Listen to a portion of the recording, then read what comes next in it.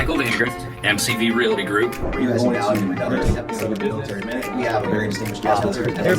Our mission is to be the real estate company of choice, to always utilize resources and technology to provide the best service to all of our clients, to be able to provide the options to best fit each client's needs, to treat every client like family and guide them to a destination.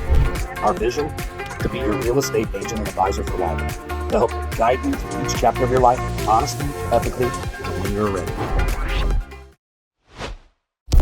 Hello everyone, Michael Vandegrift, MCV Realty, coming to you again with a 3Rivers market report for July 24th, 2024. Got a lot of up arrows, still seeing a lot of activity in the market, still got strong buyer demand. Came in with 539 active available homes for sale in the Fort Wayne market, up 2% week over week.